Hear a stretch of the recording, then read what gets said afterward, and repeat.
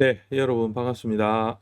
날씨가 좀 따뜻해지죠. 이제 벚꽃도 피고 훨씬 더 봄 같은 느낌이 많이 듭니다. 오늘 공부할 거는 백호대살에 대해서 한번 공부해 보도록 하겠습니다. 백호대살 많이 쓰이고 여러분들 공부하시니까 백호대살 많이 아시죠? 많이 쓰이기도 하고 또 흔히들 많이 그 백호대살에 대해서 강조도 많이 하고 또 무서운 걸로 악살이다, 악살의 대표다 이렇게 해서 좀 겁을 줄 때도 이걸 씁니다. 네가 이 백호대살이 있어서 그렇구나 이렇게 그죠? 뭐 그렇게 하기도 하고. 그런데 우리는 실상 백호대살이 어떤 근거로 되어져서 만들어지는가는 좀 잘 알지 못합니다. 특히 명리하시는 분들은 이 백호대살의 그 근거를 보통은 구궁수에다가 넣어서 그죠? 잡아서 하기 때문에 간지적 변화에 의해서 생기는 것은 조금 이해하기가 좀 어렵죠. 그렇기 때문에 막 대략 얼렁뚱땅 이렇게 사실은 뭐 쓸 수밖에 없는 입장입니다. 명리의 분야가 아닌 듯 하기도 하고 그런 것들이라서 조금 백오대살에 대해서는 조금 이게 좀 명리적인 해석이 좀 부족한 것이 사실입니다. 물론 다른 어떤 신살들도 비슷한 유들이 많죠.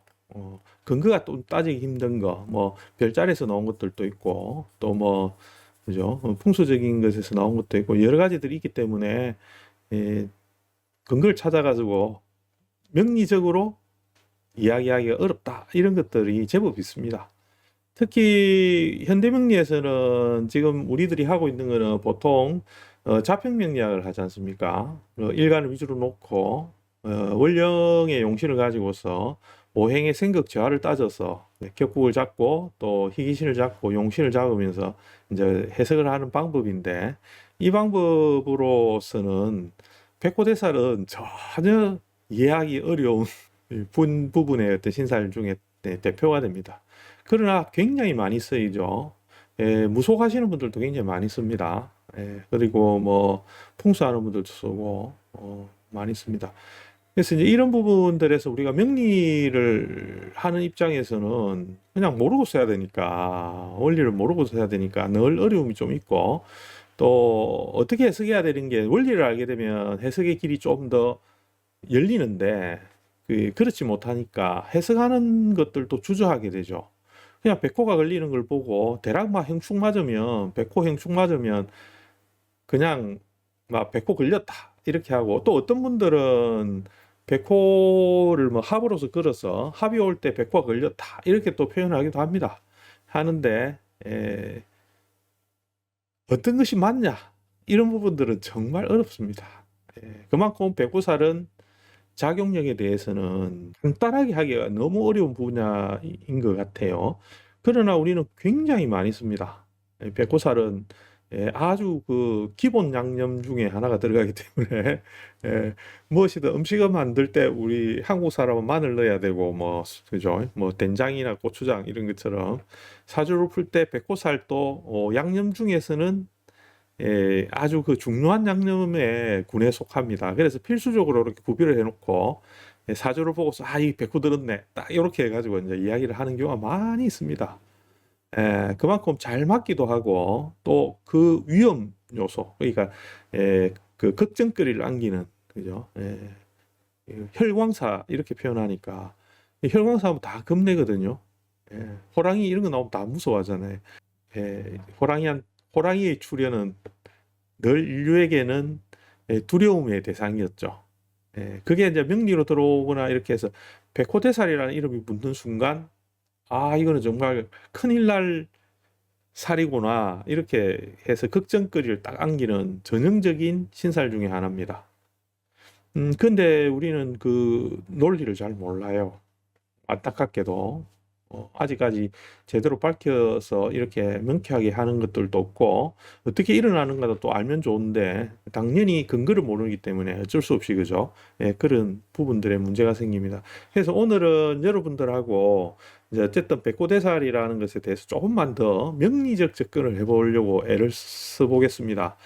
이 논리는 저의 주장입니다. 그러나 근거가 없는 것은 아니기 때문에 저희 주장을 여러분들이 듣고 응용을 해보시려면 하시고 응용이 안 되겠다, 이거는 엉터리다 싶으면 안 하셔도 됩니다. 그러나 어쨌든 같이 고민을 해보는 시간을 가져볼까 싶어서 일단 백호대살에 대한 전반적인 것을 한번 설명을 해 보이도록 하겠습니다.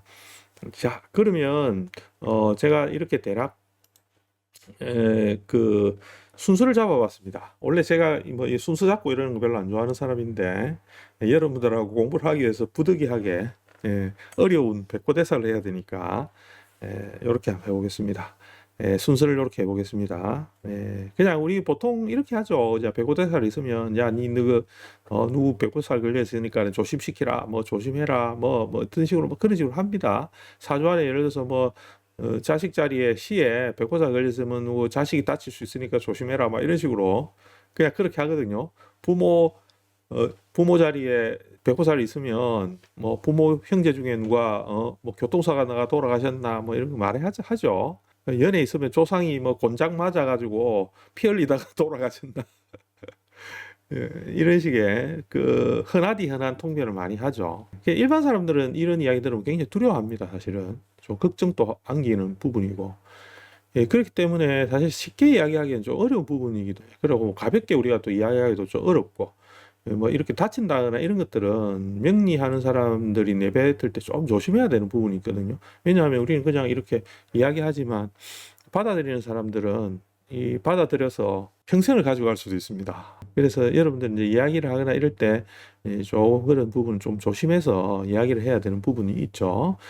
아무래도 뭐 원리를 잘 알거나 원리를 좀 파악이 된다 하면 언제 일어나겠다든지 어떤 식으로 일어나겠다라든지 어떤 특성이 있다라든지 이걸 파악을 하게 되면 이야기가 좀 더 구체적일 수 있기 때문에 언제다든지 어떤 시기라든지 이런 것들을 조금 더 체계화할 수는 있겠죠. 그런 것 때문에 저희들이 이제 이렇게 공부를 하는 겁니다. 그냥 백호살이 뭔가 이런 것들은 여러분 다 알잖아요. 그죠? 검색해보면 되고, 또 놀랍게도 제가 백호살 이렇게 검색을 하니까 혹시 유튜브에 누가 자세하게 해놨는가 싶어서 검색을 해보니까 다 똑같은 이야기밖에 없고, 위험하다. 최고로 호랑이한테 물린다. 막 이런 거죠. 현대는 막 교통사고 나간다. 이게 제일 많죠. 그죠?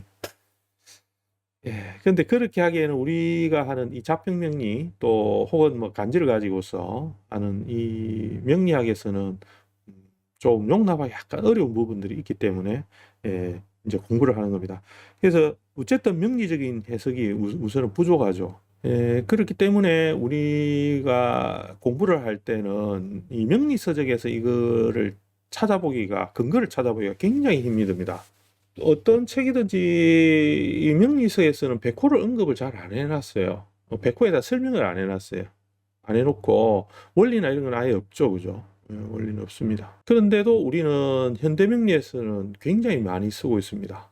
현대명리에서는 관계도 없는 것 같은데도 이거를 굉장히 쓰고 있는 게 많습니다. 어떻게 쓰느냐? 보통 많이 쓰고 있는 걸 보면 이렇게 쓰죠.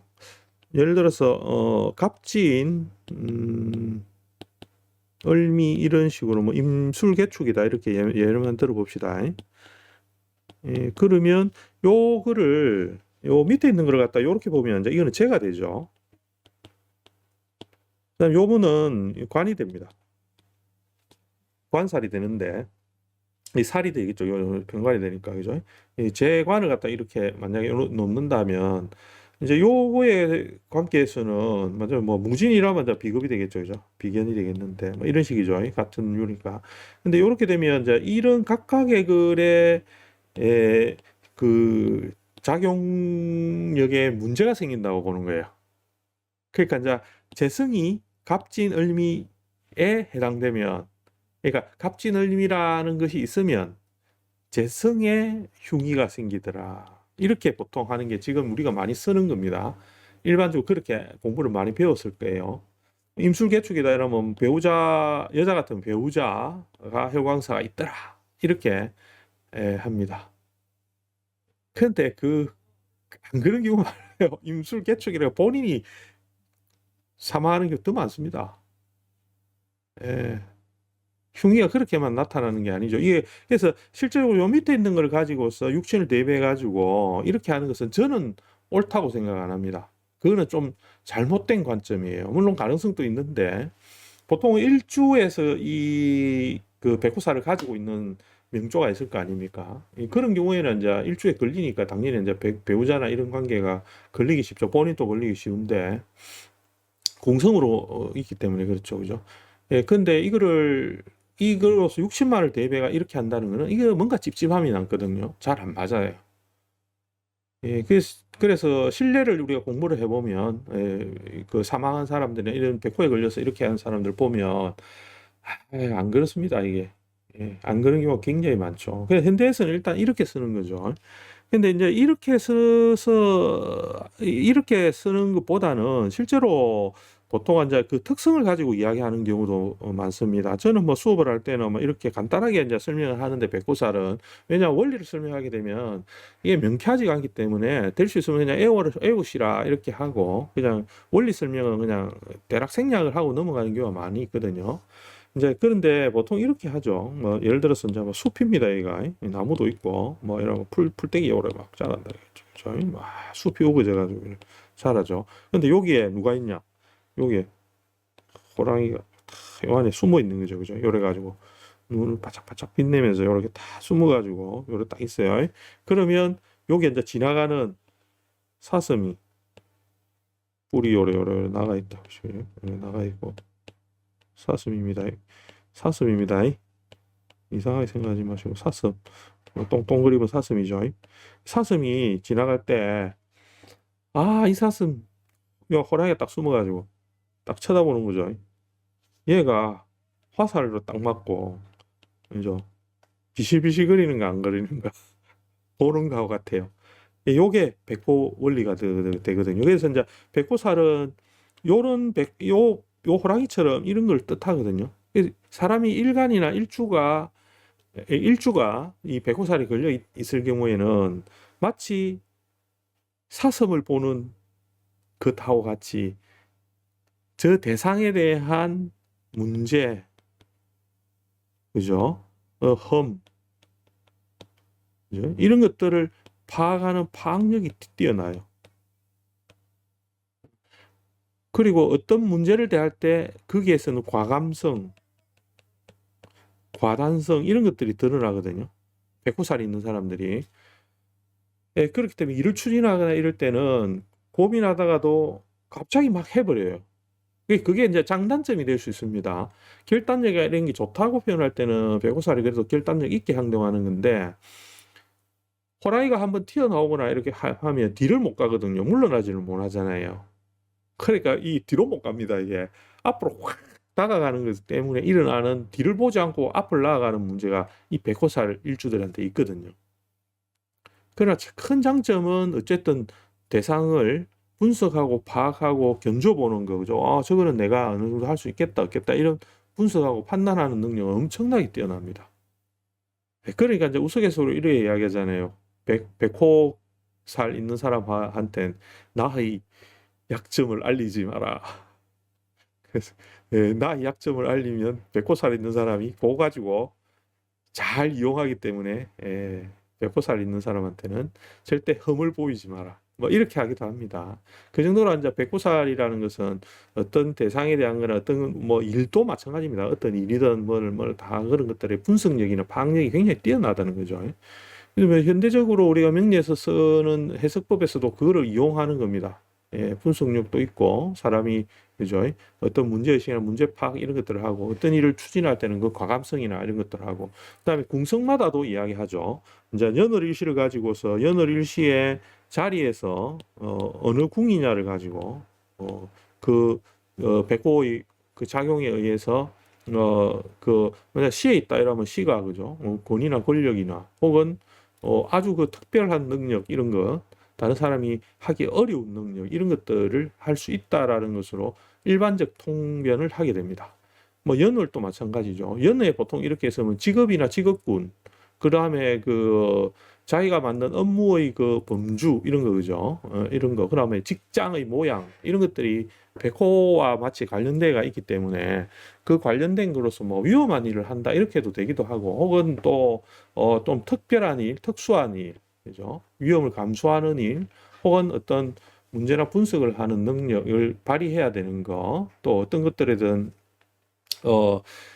총체적인 어떤 어, 위에서려 하는 기상이기 때문에 감시 감독을 한다거나 이런 것들, 그런 것들로 연결하는 게 보통은 통상적인 백호살 현대적인 명리에 있어서는 그런 작용력이 되죠, 그죠? 예.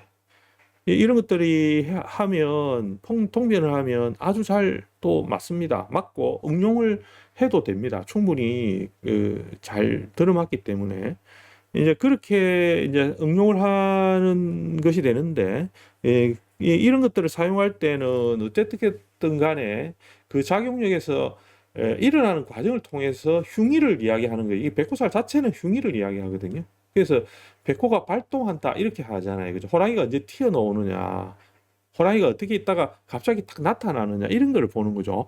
그래서 사주의 그 체에 그대로 있을 때는 이거는 절대 발동하지 않아요. 그래서 작용력이 없습니다. 그대로 있을 때는 작용력이 없거든요. 특성만 가지고 있는 거죠. 그죠? 호랑이의 특성인데. 그래서 작용력을 줄 때는 이제 이 작용력을 어떻게 할 것인가는 이제 차후에 해야 되는데, 제가 이제 요 백호살을 하니까 너무 이 양이 많아가지고 아무래도 뭐 다음 시간까지 좀 연결을 해보고 해서 풀이하는 거나 방법은 아마 다음 시간에 해야 될 것 같아요. 이 양이 생각보다 많아서. 예, 그래서 이제 어떻게 사용할 것이냐, 이런 부분이 이제 우리가 남아있는 과제가 되죠. 사용 방법. 그죠? 그래서 앞에서 이야기했듯이 이런 류의 그 통변식이나 이런 것들은 일반적인 통변이 되기 때문에 여러분들이 그 사용을 하는 거는 충분히 그렇게 사용해도 전혀 상관이 없습니다. 그래서 일반적인 백호살의 특성과 관점을 하면 보통 앞에서 이야기했듯이 백호대살은 흉의가 있는 것이라고 일단 관점을 가지는 것. 그 다음에는 그 특성은 어쨌든 이거는 악살이기 때문에 이게 안 좋은 살이거든요. 이 악살이기 때문에 그 악살의 작용력에 대한 위험도를 먼저 알아가는 거, 그죠? 그게 이제 필요하다는 거죠. 그런데 그게 동일하지 않다는 겁니다. 이게 7개가 있기 때문에 백호살이 그 각각이 가지는 그 특성 그리고 작용력 이런 것들이 굉장히 좀 차이가 납니다. 그리고 똑같이 갑진이 사주에 사람들마다 있다 하더라도 그 사주 안에서 그 갑진이 다른 것들의 작용에서 어떻게 영향을 미치는가가 굉장히 중요하거든요. 예, 그래서 똑같이 갑진이 있다고 그러면 모든 사람이 갑진에 똑같이 그렇게 작용하지는 않겠죠. 그죠? 그거는 이제 구조에 따라서 달려 있고, 구조 안에서 갑진이 가지는 그 에너지의 작용력을 통해서 다른 것들이 어떻게 반응을 하는가에 따른 것을 해석을 해 주어야 된다는 거죠. 그죠? 그래서 우리가 일반적으로 가지는 그 백보살의 특성이나 관점은 앞에서 이야기한 부분들은 여러분들이 인지를 하고 가지고 공부를 하고 또 응용을 하시되, 이제 지금부터 설명을 드리는 부분들은 조금 이제 방향을 다르게 해서 가기 때문에 여러분들이 이제 좀 섞어서 봐야 된다, 이렇게 이제 말씀을 드립니다. 우선은 그렇게 하기 위해서는 뭘 해야 되느냐 하면, 이 백보살이 어떤 논리로 만들어지는가를 알아야 응용이 가능하겠죠. 그래서 어떤 근거가 있느냐, 과거에서는 어떤 근거로서 이것이 이루어졌느냐를 좀 찾아봐야 됩니다. 그래서 그런 부분을 일단 오늘은 설명을 드리도록 하고, 응용 부분은 이제 다음 시간에 하도록 하죠. 자, 그래서 과거의 근거를 한번 찾아보면 제일 일반적으로 백호살의 원리로 자리 잡는 거는 구궁수에 달려 있습니다. 이게 아주 묘하게 딱 떨어지거든요. 그래서 이 거짓말이 아닌 것 같은데 이거는 구궁수의 금강계 백호살은 맞는 것 같아, 이런 생각이 딱 듭니다. 구궁수 한번 해볼게요. 이거는 뭐 하도학서에서 나오는 이거 생계에 관련된 부분하고 연결되는 거니까 여러분들이 이제 이거를 따로 공부를 하면 이제 복잡하잖아요, 그죠? 명리하는 사람은 이제 실제로 이거를 많이 쓰진 않으니까 뭐 택이라거나 이럴 때 좀 쓰긴 하는데 그래도 이제 많이 안 하죠, 그죠? 그 하도학서를 공부하고 이렇게 하면 이게 이제 자연히 이해가 됩니다. 근데 우리가 지금 하는 뭐 간지하고 요렇게 해가지고 명리 이런 식으로 기본적인 것만 이렇게 공부하시는 분들은 아주 생소하기 때문에, 그리고 굳이 제가 공부하라고 말씀을 못 드리는 부분이기도 합니다. 근데 공부해보고 싶다 이렇게 하는 분은 공부를 해보시는데, 일단 여기서 보면 어떤 원리가 돼 있냐면 갑자 이렇게 1번에 들어갑니다. 2번은 여기거든요. 궁이 자리가. 그래서 을축 요래 들어가고, 그 다음에 병인, 정묘 들어가면서 그 다음 단계 무진 들어가잖아요. 그죠? 그러니까 요거는 순서대로 해가지고 요거를 9개 궁이니까 9궁이겠죠. 그래가지고 뺑뺑뺑뺑이 1, 2, 3, 4, 5, 6, 7, 8, 9, 1, 2, 3, 4, 5, 6, 7, 8, 9 이렇게 돌아갈 때 가운데 여기에 7개가 딱 들어가요. 백호살이. 딱 맞아 떨어지죠. 그죠? 그래서 이거는 구궁에서 나왔구나. 그 구궁수구나. 거부를 못 하겠네. 이게 너무 완벽해. 그렇기 때문에 이제 이거를 우리가 백호살로 치환하는데 요 오중궁은 보통 그 황제궁으로 해가지고 요 자리가 들어오면 이게 이제 그 사망이야. 이거 죽어. 약간 여기서는 임금의 자리에 들어온 거죠, 그죠? 그런 식의 개념을 줘요. 그래가지고 오수가 들어오는 요 자리에다가 백호살을 넣어놨다고 하는 거죠, 그죠? 근데 우리는 명리하는 사람들은 이거 아닌 것 같은데 이게 왠지 그죠? 이렇게 간지로만 가지고서도 이거를 할 수 있는 거 아닌가? 약간 이렇게 생각이 들죠. 그렇게 들 수밖에 없어요. 그래서 좀 고민을 해보면 여러 가지 이제 백호살이라는 게 명리서에서 나타나기도 합니다. 뭐 이제 근데 이거는 좀 종류가 다른 거긴 한데 한번 볼게요. 백호살이라는 것은 이렇게 하면서 수오 금묘지류 이래가지고 그런 종류다. 수의 오고 금의 묘 이런 종류다. 이거는 이제 어떤 원리냐면 신살에서 제살에 이거를 백호살로 넣어요. 신자진이다 이런 거는 수죠, 그죠? 수가 국을 이뤘으니까 여기에서 오를 이렇게 해가지고 하면 이 제살이거든요. 수옥살, 그죠? 제살이거든요. 그래서 요 제살이라로 걸리는 요거를 백호살이라 해요. 예. 근데 이제 저 삼명통이 같은데 보면 만민희 선생이 그 실제 백호살하고 이 제살은 다르다 이런 식으로 또 항변을 해놨어요. 실제로 아니죠, 그죠? 좀 다르거든요. 이런 그 서인은 우리가 하는 지금 이 구공수 안에 오공에 들어가는 이 백호살하고는 좀 다릅니다. 그래서 요거는 아닌 것 같아요. 이게 제살이죠, 그죠? 그 다음에는 보면 우리 보통 많이 할 때 방위를 이야기할 때 서방을 백호방위를 하잖아요, 그죠? 남쪽은 뭐 주작 이렇게 하고 그런 거 할 때 이제 여기에 백호가 들어가긴 하는데 이것도 뭐 전혀 근거가 없습니다. 이거 하고는 관계 없습니다. 이제 그런 종류 중에 이제 좀 더 과거에서 근사하게 유사하게 좀 찾아볼 수 있는 문구들이 있습니다. 그래서 오늘은 요까지 하고 뒤에 부분은 뭘 하느냐 하면 백호살의 그 간지의 작용 부분을 이렇게 할 거예요. 요거는 제가 블로그에 제가 밑에 그 상세 페이지고 설명하는 데다가 그 링크를 걸어 두겠습니다. 여러분들이 그 제가 요 부분을 조금 정리해놓은 이게 짧게 했습니다. 복잡한 게 짧게 해놓은 부분을 약간 살을 붙여놓은 게 있으니까 그거를 한번 천천히 보고 원리를 한번 찾아보셔도 되고 어려우면 그냥 제 이야기만 들어도 됩니다. 그 다음에는 다음 단계 해야 되는 거는 어떻게 작용하는가가 제일 중요하겠죠. 이게 언제 작용하느냐, 도대체가. 이거 도대체 작용을 알아야지 뭐 대비를 할 거 아니야. 대비는 못 합니다. 근데 어떻게 작용하느냐, 이거를 갖다 알아야 되지 않나. 뭐 이렇게 하는 걸 하려면 원리를 일단 알아야, 그죠? 그 원리 속에서 작용하는 걸 하는데, 그거에 대한 거를 이렇게 좀 간단하게 해놨죠. 요거는 사주 명조로 풀면서 저하고 같이 한번 해보도록 하는 거, 그렇게 하고, 왜냐면 백호 걸린 사람 사주로 하면 되잖아요. 그죠? 몇 개를 정리를 해서 저하고 같이 조금 시간이 걸리더라도 그거는 풀이를 좀 해보도록 방법을 한번 해보죠. 근데 막상 해보면 애매해요. 백호살이 작용할 때 틀림없이 백호살 작용처럼 갑작스러운 일을 당했는데도 사주를 보게 되면 애매한 경우가 굉장히 많습니다. 오히려 뭐 그죠, 생극재화로 풀리는 게 더 잘 맞다 막 이런 것들이 있을 수 있거든요. 어쨌든 간에 이런 풀이를 해서 하도록 하고 그래서 요까지 오늘 하는 거는 근거 부분 요거까지만 설명을 드리는 걸로 하고 하겠습니다. 과거의 근거 중에 이 낙록자 소식부에 해당되는 이 소식부에 이 내용이 들어 있습니다. 이거 여기는 삼명통의 내용입니다. 삼명통해하고 연애자평에도 소식부 있습니다. 각각의 책이 소식부 많습니다. 예, 낙록자의 그 소식부가 많습니다. 이거 엄청 많습니다. 그러니까 각각 책들마다 다 들어있습니다. 예, 그래서 이제 그거를 근거로 해가지고 그게 주해를 달한 해석을 달한 만유고 그죠? 삼명통에 지은 사람 있습니다.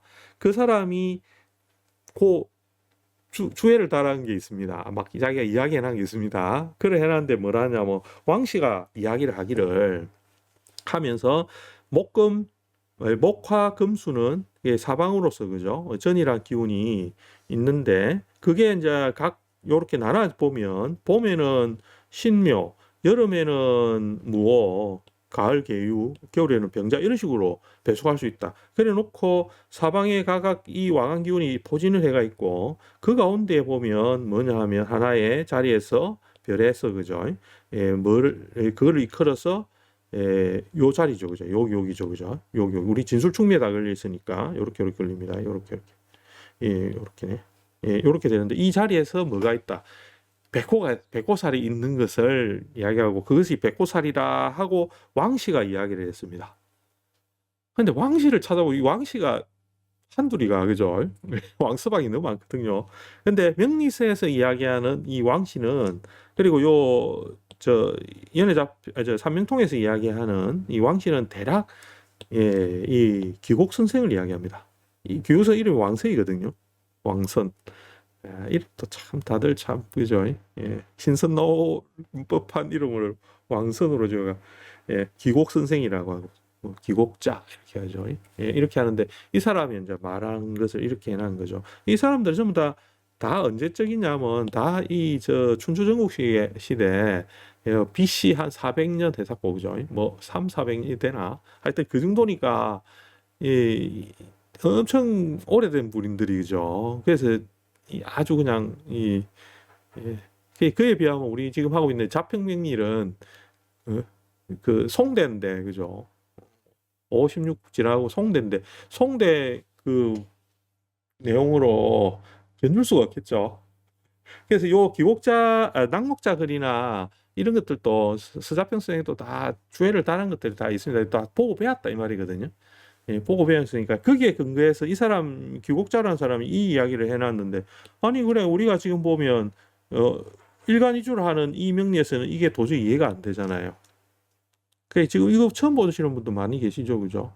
예, 뭐가 이게 어떻게 그래 뭐 이거는 화니까 이해가 되네. 금은 목은 신묘라고 여기가 제일 왕한 기운이라고. 근데 신금이 여기 와가 있는데 금이 여기는 계유 이러면 그죠? 여기는 겨울에 해당되는 수가 가장 왕하다는 것이 병이 와가지고 있는데 어떻게 이게 수의 가장 왕한 자리가 될까? 그죠? 이런 게 의문스럽죠. 근데 예전에는 이 간지라는 것을 따로 떼지 않았어요. 하나의 지금도 마찬가지죠, 그죠? 따지고 보면 이렇게 하나의 기둥 안에 신묘를 넣어서 이 전체가 하나의 음량을 붙이는 거죠, 그죠? 음량이 안 떨어진다 이 말이거든요. 안 떨어지게 해서 이 자체가 아주 강한 목, 그죠? 강한 목으로서의 모양의 상을 가지게 하는 거예요. 이 모양새를 그렇게 만드는 거죠. 그게 화갑자가 되고 나범이 되는데 여기에서 일어나는 요는 신묘는 아주 침엽수, 널푸른 침엽수 있죠. 그런 걸 이야기할 때 대표가 신묘예요. 그 다음에는 무오는 어떤 걸 뜻하냐 하면 이거는 태양입니다. 태양. 화기를 토가 먹어가지고 밝게 빛나는 게 태양이잖아요. 그죠? 요거를 무오를 원래 그 형상을 할 때 태양으로 합니다. 태양입니다. 계유는 그 마치 아주 정제되고 단련되고 다듬어진 금이에요. 그래서 마치 바늘 같은 거 있잖아요. 바늘 우리 하나 만들려면 얼마나 다듬어야 되겠습니까? 엄청나게 그죠? 정교하게 해야 되겠죠. 그래서 금의 완성을 뜻할 때 계유를 씁니다. 그 다음에는 이제 병자 이런 거는 이거는 물의 상태가 아주 그죠? 물이라는 것은 원래 안 움직이는 거죠. 안 움직이고 정적인 상태로서 가장 꽉 고여가지고 딱 있는 그 상태를 표현한 거예요. 이 병이 들어가면서 병은 위로 확산하려 하는 거하고 자수라는 것은 정해져 있기 때문에 이 두 개의 관계에서는 이게 딱 당기는 것과 밑에 있는 것들이 균형을 잡아서 이렇게 딱 있는 상태거든요. 그게 이제 병자가 되고 이것이 그 수의 형태를 그대로 가지는 모양이기 때문에 아주 그 수를 대표하는 글자가 이 병자의 글입니다. 예, 그거를 이야기한 게 누구냐 하면 이 기곡 선생이거든요. 그래서 이 사람의 뭘 가져와야 되냐면 이 사람의 글을 가져와 봐야 돼요. 이 사람의 글이 진짜 그렇게 해놨는가 이걸 봐야 돼요. 이런 것처럼 이렇게 해놨는가. 그러면 우리가 뭘 알 수 있느냐 하면 백호살도 이 사람이 백호살 이야기했으니까 그죠? 백호살도 기곡 선생이 이야기하는 이 백호살의 원리를 우리가 알 수 있는 거죠. 그거가 이제 다음 시간에 저하고 해보는 이 원리가 돼요. 그래서 갑진이라 예를 들어서 갑진이라 이거는 기곡 선생이 뭐라고 해놨냐면 이 화라는 것이 열어갈 때 화라는 것이 진이라는 건 이제 화를 열어가거든요. 열어갈 때 그 빛이 뿜어져 탁 나가는 모양을 말합니다. 이런 식으로 해놨어요. 지금 현대적인 뿌리로 하면 그런 식인데 그렇기 때문에 갑진이 딱 걸려 있잖아요. 백호에. 그러면 이거는 그 빛의 그 열이나 이런 그것을 갑자기 목기 갑이라는 건 튀어나간다 이거거든요. 그런 식으로 에너지가 갑자기 세차게 팍 방출되는 에너지를 이야기를 하는 거거든요. 그런 것들을 가지고서 글자 안에 사조 안에 그 작용 때문에 일어나는 흉의를 찾아야 돼요. 그게 이제 다음 시간에 이야기하는 요 과정입니다. 그래서 여러분들이 이제 요거를 제가 다음 시간에 자세하게 이제 한번 설명을 해볼게요. 좀 어렵거든요. 근데 이제 요거를 하는 이유는 여러분들이 간지의 그 청간과 지지가 작용하는 그 어떤 형태나 모양새를 이해를 하는 게 굉장히 도움이 많이 됩니다. 그냥 이게 이루어진 가불병정이 그냥 만들어진 게 아니다라는 걸 여러분들이 이제 그 공부 삼아 하는 것이기 때문에 아마 이거를 이해하면 글자의 그 변화, 움직임, 또 작용력에 대한 것을 이해를 쉽게 할 수가 있어요. 그리고 앞에 이야기한 요 글자들, 그죠? 여기에 배속이 되는 요런 것들도 다 이해가 되죠, 그죠? 요런 거 이해가 됩니다. 그래서 좀 어려운 공부라서 제가 간단하게 해드려야 되는데 유튜브에는 여러분들 너무 머리 아프게 한 것 같아 좀 죄송스럽습니다. 그러나 찬찬히 생각해보면 굉장히 재밌는 일들이 많이 이제 알 수 있기 때문에 하여튼 열심히 하여튼 연구를 해보시고 자료 제가 간단하게 정리한 거 올려드릴 테니까 여러분들 보십시오. 보시고 그렇게 하고 다음 시간에 이제 2편 해서 요 간지 해석하는 거 하는 거 좀 같이 공부해 보도록 하고 오늘은 여기까지 하겠습니다. 여러분 고생 많으셨습니다.